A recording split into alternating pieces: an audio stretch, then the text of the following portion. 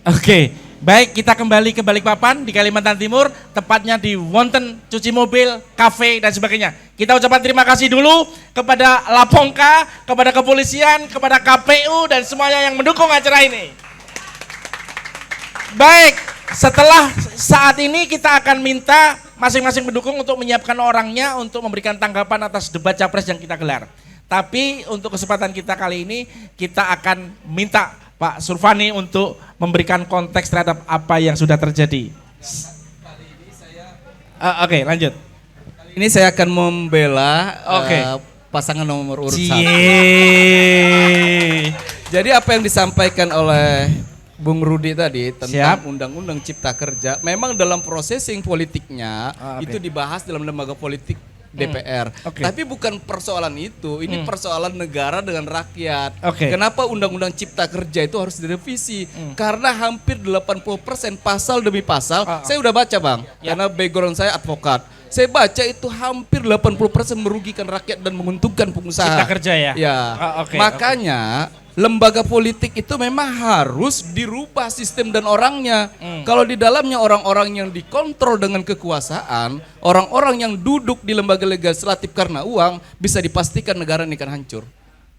Bisa dipastikan negara akan hancur. Karena apa? Bukan berbicara kepentingan rakyat, tapi kepentingan siapa yang memberikan kekuasaan itu. Kira-kira begitu. Jadi Undang-Undang Cipta Kerja itu memang harus direvisi. Bukan bicara siapa Bung Muhaimin, Gus Pim, bukan bicara ketua-ketua, bukan Pak. Ini proses rakyat hari ini dirugikan terhadap Undang-Undang Cipta Kerja itu.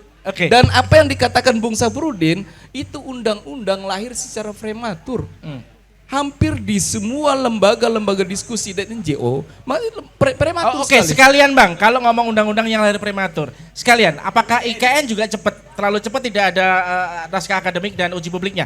Ini biar kelar. Ini kan kita berbicara kalau Undang-Undang IKN nomor 3 tahun 2022. Bang Ibnu perlu ketahui, ini sudah didiskusikan dan dipaparkan baik lembaga kompetisi, lembaga politik terhadap sosialisasi sebelum itu diundangkan. Dan apa yang terjadi? Ini kan bukan lahir secara prematur kemudian diterima 100%. Buktinya sampai hari ini Partai Keadilan Sejahtera menolak undang-undang itu. Artinya ada proses politik yang clear gitu ya kira-kira. Clear. Ada pro dan kontra. Itu sudah clear. Baik, cukup. Saya sebelum Bang Rudi kayaknya semangat untuk menanggapi ini. Saya tanya yang lebih dasar. Kenapa membela 01 ini? Apakah karena persiapan untuk putaran kedua 1 sama 3 mau gabung kira-kira gitu? Singkat saja.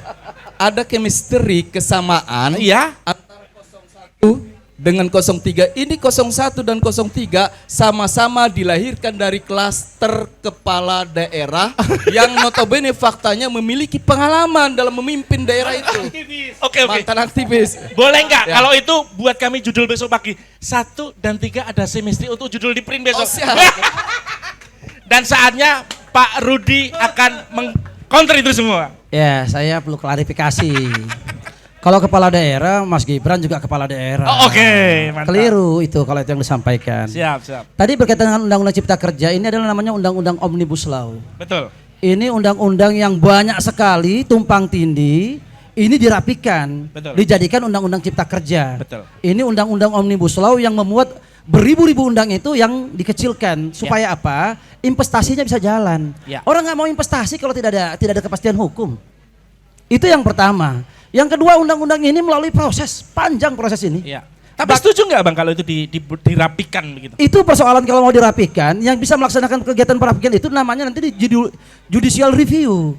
Nanti judicial review kalau memang di situ ada yang ditolak di situ judicial review. Nanti bagaimana keputusan dari MK. Dan ada jalan. Jadi itu dilaksanakan.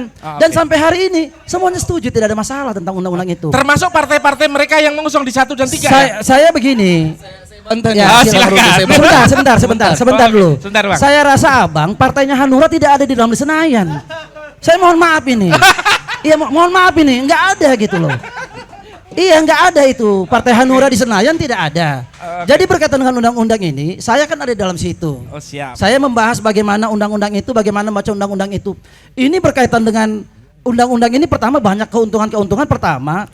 Bukan hanya untuk pengusahanya, bagaimana ekonomi ini bisa tumbuh. Anda perlu mengetahui berapa banyak berakibat dengan tidak kepastian hukum, perusahaan-perusahaan besar ini hengkang dari Indonesia. Ya.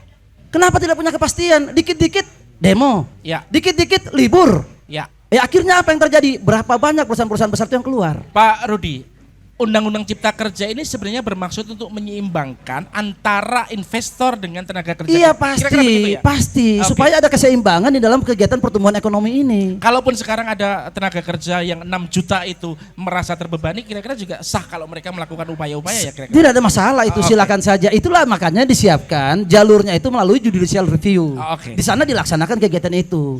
Kalau memang di situ ada yang tidak cocok, undang-undang ini saya rasa tidak ada masalah. Membuat undang-undang ini adalah tugas anggota legislatif bersama dengan pemerintah. Ya. Jadi tidak serta-merta itu adalah kegiatannya daripada legislatif saja, tidak. Oke. Undang-undang itu dibuat bersama antara pemerintah dengan legislatif.